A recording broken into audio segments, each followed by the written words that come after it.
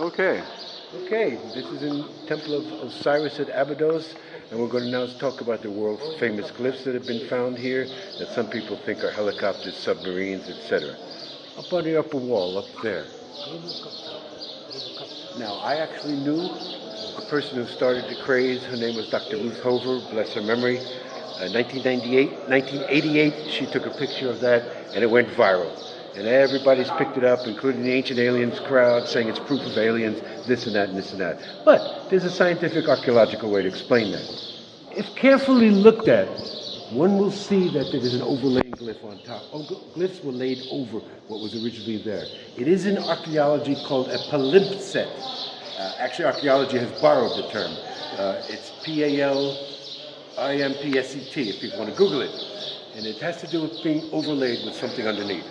The key, how Hakim explained it, whether one wants to believe they're helicopters or not, as we've spoken, everything in Kemet was a duality. What was on one side was on the other side. So Hakim said what would be on the east wall would be on the west wall. What's on the north wall would be on the south wall. If we go here and we look what's up there, we see it's the normal cartouches of Ramses II. No helicopters, no airplanes, no nothing. It would have to be there if it was original. And it is not. So this is an overlaying glyph. Yusuf actually showed us many other examples in some of the other temples of glyphs of Ramses II priesthood, laying glyphs over what was before. That is what is there. It has peeled off, so it looks like helicopters, it looks like spaceships, but it is not. Well, I don't know. To me, they do look like a helicopter, a tank, and a plane, but would an ancient civilization necessarily copy the sort of things that we invent just because we have helicopters?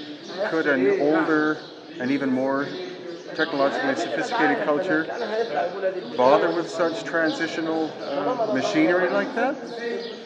Now, Yusuf Aliyan is going to show us some other glyphs which are complex, and the story behind the so-called helicopter, etc., is that they were glyph on top of glyph. It was carved in multiple stages by different cultures, and that's why it's a confusing mess to us. Okay. Here's Yusuf, and he's going to explain glyph upon glyph examples. So clear, we're not far from the wall that has the depictions that says helicopter and stuff. And we see here high relief writing was by Seti the First, and layer of deep relief carving by Ramses, right on top of it. It comes right over it. From all sides. This character here, you can see the writings came on top of it as well. So that's simply what happened.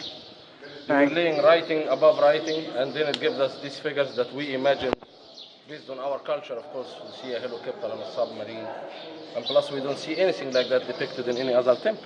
Right. Can you explain why was Ramses so emphatic about such deep relief carvings like this compared to his predecessors? In my opinion, he was being careful that nobody will come and do the same thing for him, to erase his writings and add others. That's why he would add it deep. And we can see clear examples of this in Karnak temple. He put his cartouches and his writings way deep in the stone, so nobody can come and scratch it and add his own writings. And this just shows that was his style. If there is writings, he can remove it and add his. Here they didn't even bother removing the older inscription. They just laid the other ones right on top of it.